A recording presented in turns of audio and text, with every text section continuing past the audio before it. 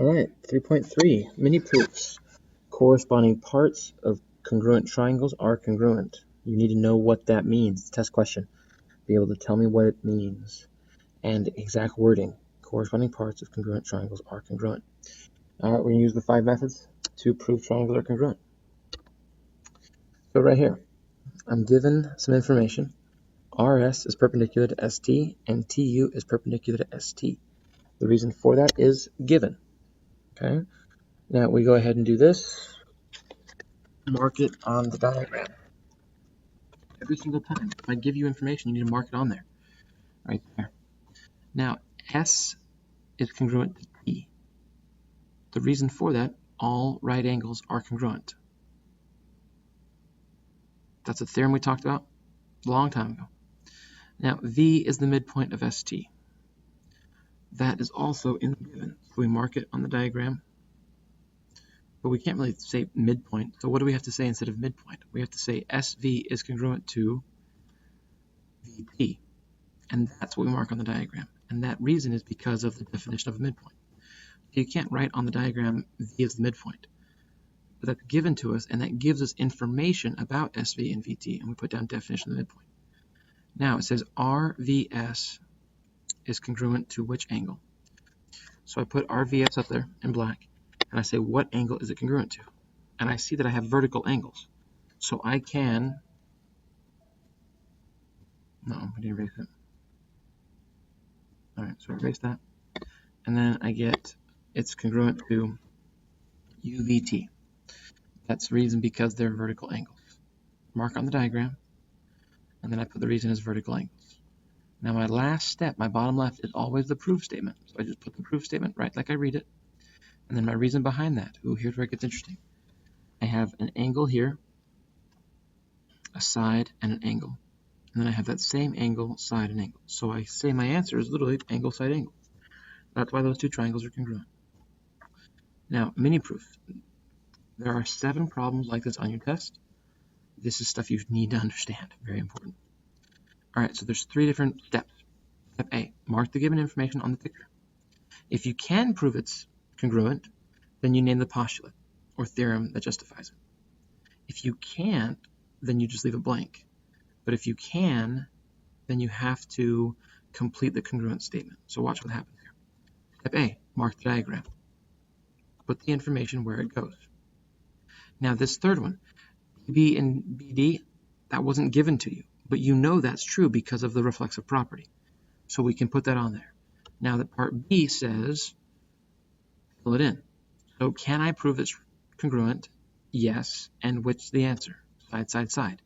So I fill in the bubble for side, side, side, and I move on. Now the last part, since I proved it's congruent, you have to complete this statement. A, B, D is congruent to triangle what?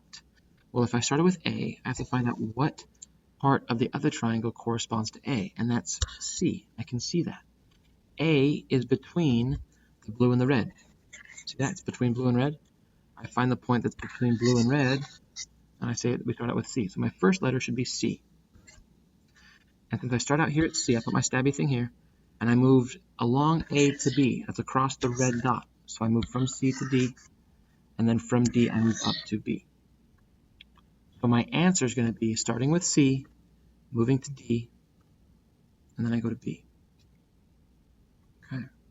Next example, here we go. Mark the diagram. Those are congruent, and those angles are congruent. Now, again, that green double dash, that's not given to you, but you need to know it's there because they're reflexive. Anytime they share a side, that side has to be equal to itself. So now I have what's going on here. I've got a side, an angle, and a side. Do I see that down here? Side, side, side? No. Side, angle, side. Hey, there it is. So I fill in side, angle, side. And then I have to prove the congruence. So D to B to A. I find out what's corresponding to D. Well, it's itself. I start with D, I go to B, and then I move down towards C. So I should say triangle DBC is congruent to triangle DBA. All right, mark the diagram. Step 1. Partial credit for marking the diagram. CB is, again, same reason, reflexive. We know that if they share a side, then they're congruent to itself. Now I have here an angle a side, and a side. We don't have donkeys in this class, do we? There are no donkeys in this class. So I don't see angle side side anywhere on there. So I have to fill in none. And since I filled in none, I skip this. I leave it blank. Leave blank. There is no congruence. They're not congruent. You put none here, so obviously they're not congruent. So don't put anything there. Leave it blank. Next, again, step A, mark the diagram. Those two angles are congruent. Those two angles are congruent. Now I have this third angle are congruent because of vertical angles. I can put that in there. Now it looks like I've filled in all the information I can. And I come down here and I say, okay, I've got angle, angle, angle. Do I have anything down here that says angle, angle, angle? Nope. So I circle in none. I fill it in nice and dark. And then when it comes time to do the congruent statement, I can't put anything there because they're not congruent. This is literally saying that you want them to be congruent, but they're not. So we leave it blank. Ooh, cool picture.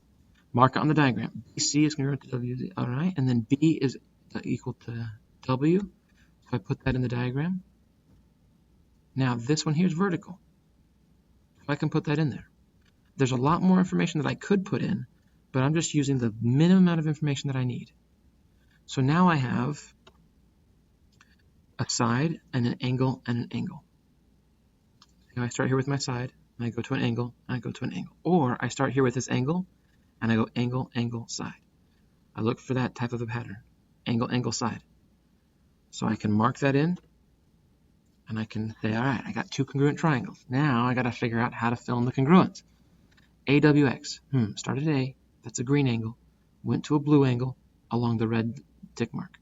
So I say here's A, green arrow angle. Go to the blue angle. Go across the red line.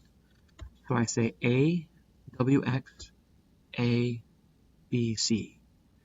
My congruent statement is ABC. Notice, start at the same point and go to the same values. So I go to the blue angle and then across the red.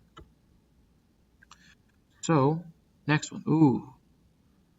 Fill in the information given. So, I look at this. Do I know anything else? I've got a side and an angle. These are not vertical angles. They're not formed by two intersecting lines. So they're not vertical to each other. I don't have any shared sides, so I can't do any reflexive. I don't really have anything else. So I come across here, and I look. I don't have side, side, side. Don't have side, angle, side. Don't have anything. Do I have hypotenuse, leg? No, because it's not a 90-degree triangle. So I don't have enough information. I put none, and I leave it blank because there's no congruent. They are not congruent. All right, let's mark the diagram. AC bisects. That means that angles are congruent. And here I have two angles that bisect, so those angles are congruent. Now I use reflexive, and I put that there because it's congruent to itself. Now I've got some good information going on. Now I can say I've got an angle, a side, and an angle. I put ASA, and I look for it here in my answers right there, and I say angle, side, angle. Now I got to complete the justification, the congruent statement. CAD. I start at blue, I go to red, and then I go to the far one away. I start at blue, I go to red, and I go to the far one away. So I say CAD, CAB. There's my answer. All right. This is problems 1 through 17. Okay. I really recommend you do these by yourself to help you with the test. Go ahead and pause the video if you want to work on it, and come back when you're done with 1 through 17. So right now we're going to go on to corresponding parts of congruent triangles. All right. This is a test hint. You will need to know these and what they mean. So if I ever give you this right here in a proof or in a statement or whatever, then your next reason is going to be because all of these are congruent. You'll see what I mean. This is what it means. Corresponding parts of congruent triangles are congruent. So if I tell you the triangles are congruent, each piece itself is congruent. So on a proof, you're going to see it a lot. CPCTC. All right. If I talk about CPCTC, then I've got, these are the only methods for proving that the triangles are congruent, unless I give it to you. If I tell you they're congruent, then that's another way. Now, the ones on the right here are the only method for proving triangles are similar. And we're going to get into that in a little bit. But this is what tells us that the parts are congruent. So once I get a triangle is congruent, then my reason for parts being congruent is CPCTC. All right, so let's look at an example of that. All right. Whenever you see that two triangles are congruent in a proof, there are only 5 things you can put there. That's your reason right here. These are your reasons for why triangles are congruent. There they are.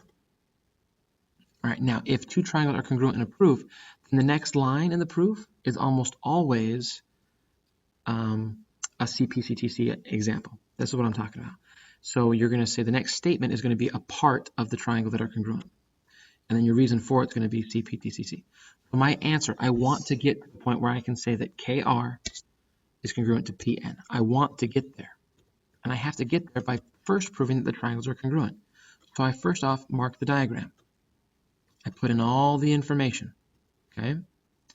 That's given. Now I say that 1 is congruent to 2. Well, that's vertical angles. Okay? And then I say that based on the transitive property, I can also say that R is congruent to N. Okay? So I went here. Let's make sure I understand this. I started here, and I went vertical angles to 1. Well, if 1 and 2 are congruent, then 1 and N are congruent because the transitive property. And then if 1 and 2 are congruent, then 2 is congruent to R because of the transitive property. So then I can say right here that R is congruent to N also because of the transitive property. So then I say, based on angle, side, angle, those two triangles are congruent. Now here's what I'm talking about. Here's the proof. Here's the fact that these two triangles are congruent. Only one of those reasons can go there. Angle, side, side, all of those. They can only go here. Now the next step right here. Next step right here. KR, NP is only because of CPCTC. So I'll put that there. And now we're going to fly through these next ones. This is given to us. There's your vertical angle. You can find your vertical angle. You can plug it in. Now this is, again, given to us. We talk about definition of perpendicular lines. Those triangles are congruent because of angle, angle, side. And then I go ahead and say that this is part of CPCTC because after a congruent statement, it's always CPCTC. Now I can say this part was given to us. Now I've got a side angle side situation going on. So then I can say that these two triangles are congruent to each other because of CPCTC. So angle G and T are congruent because of CPCTC. Mini proof type 2, just to put in the key steps of the proof. So right here, AD, that's going to be reflexive. Those two triangles are hypotenuse leg. We don't say donkey. We don't say angle side side. We say hypotenuse leg. And then these two are congruent to each other because of CPCTC. And then D is the midpoint because of the definition of a midpoint. Now this is a crazy drawing, but look at the flat one on the plane, OCD. We say that those two parts are congruent because of their isosceles triangles. Look at the base angles. Now I say those triangles are congruent because of side, side, side. And then I say that these two angles are congruent because of CPCTC. Now I've got different angles on there. Now I can look at different triangles and say that those triangles are congruent because of side, angle, side. And then I can say those two angles are congruent because of angle CPCTC. This is a crazy diagram, and you might want to come talk about it if you need help. Right here, another crazy diagram. We've got those triangles are congruent because of side, angle, side. Those two sides are congruent because of CPCTC. And then I say that these triangles are now congruent because of hypotenuse leg. And then I say that these two sides are congruent because of CPCTC. There's your summary. What we learned today. Here's some additional examples. All right, here's some additional examples I'd like to go over with you guys in class, but let's do some right now. I got about a minute left. Don't have a lot of time. So I mark all my diagram. I do reflexive right here. I get side, side, side, and I put in my congruent statement. Now here, I mark my diagram. I say bisects. Interesting. If I bisect a straight line, they both become 90 degrees. And then I have here is my reflexive, and I have hypotenuse leg. I say ABD is CBD, and I'm good.